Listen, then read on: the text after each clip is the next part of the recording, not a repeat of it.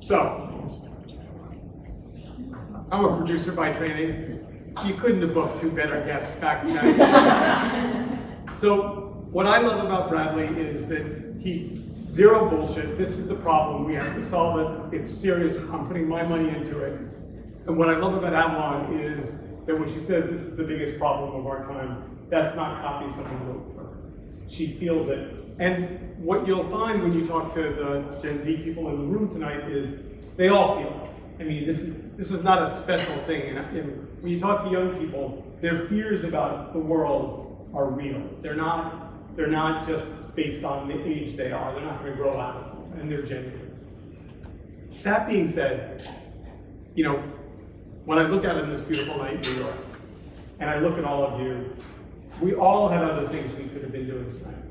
We all had other invitations, or we could have gone out to dinner, we could have gone home and watched a movie, and we all made the decision. We had 30 people invited and 30 people showed up. That doesn't happen much. So you're all here for a reason. And you're here because somewhere in your gut, you know that there's nothing more important to do tonight than be here. When you look around the room and you get to introduce yourselves to each other, you'll find entrepreneurs, scholars, government people, students, graduate students, teachers, parents, grandparents. We've all got skin in the game. This is all our issue. And it's not going to be solved from the top down, it's not going to be solved from the bottom up. So the question is, what do we do? And it reminds me of a story. Person's walking down the street, they happen to have a cup of water in their hand, and they smell smoke. And they look a little further and they see that their neighbor's house is on fire. And they run to the house, they stand there with the cup of water in their hand, and for a moment they think they're going to be heroic, and then they realize, shit, I've got a cup of water.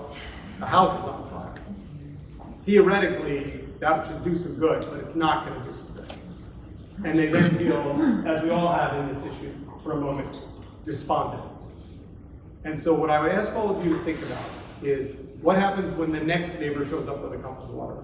And then the next neighbor shows up with a hose, and then the next neighbor show up with buckets, and then the fire truck is driven up by the other neighbor, and all of a sudden, there's all this water. And the house is on fire, and you're there as a community, as we are tonight. All of a sudden, you can put the fire out. So you've all got a cup of water, and you feel a little inadequate, like shit, I'm on TikTok, and I'm tweeting, and I'm making noise, and I'm making my issue known, but it feels a little like a cup of water against the fire. And you shouldn't, and some of you have different resources, some of you have millions of TikTok viewers, that's all great, but it's still versions of a cup of water. Some of you have economic resources, some of you have networks, but we're not going to solve it with our cup of water. And so part of what I hope you'll do is, amongst yourselves, talk tonight about how your cup of water and someone else's cup of water actually add up to action. And the other thing that you need to know about media companies, brands, advertisers, adults generally, is they're terrified of that. Genuinely terrified. I mean, when I say to adults, how often have you talked to somebody that's 19 years old, 20 years old? They say, well, you know, I coach a team at the school. No, not you're in charge and they're listening obediently. Like an actual conversation. And they say, well, I have a teenage child. Like, well, that doesn't count. Because, I don't know, does everyone remember being 15? You all remember being 15? It's horrible.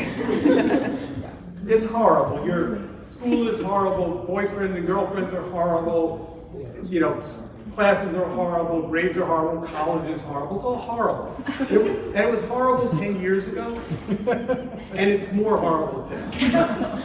And so the idea that you're going to ask parents to either control their kids' media or talk to their kids about media or have some control of their kids' media lives is just absurd.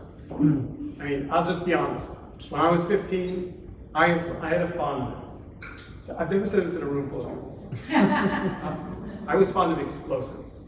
Now, the harmless answer was I like Estes model rockets, but I also convinced a family member to buy me a pound of gunpowder.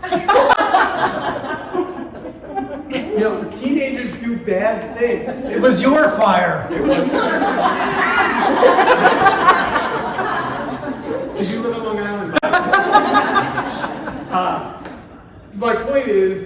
this idea that we're going to ask parents to solve the problems of teen media is crazy. But collectively, I think adults can talk to young people, and I think young people can ask adults for help, and I think adults can say, hey, I know somebody there. And at the end of the day, as Bradley has taught me, and I think he's right, this is going to come down to economics. It's going to come down to how does the money flow, who's getting paid enormous amounts of money to amplify hate speech, misinformation, disinformation, misogyny, racism, anti-Semitism, and how do we make them stop? And the answer is some we're going to ask nicely, and some we're going to ask less nicely. But we're going to make them stop, because this trajectory we're on is not acceptable. So with that, thank you all for being here. I'm incredibly excited that you're here. As you leave after dinner, and we've all had a chance to spend some time together, there's a sign by the door. We're going to have a pen by it. Please sign it, partly because it feels good and partly because we like to see signatures on it. And with that, I'm going to hand the final brief talk of the evening back to Bradley to actually tell you what we're going to do. Thank you all.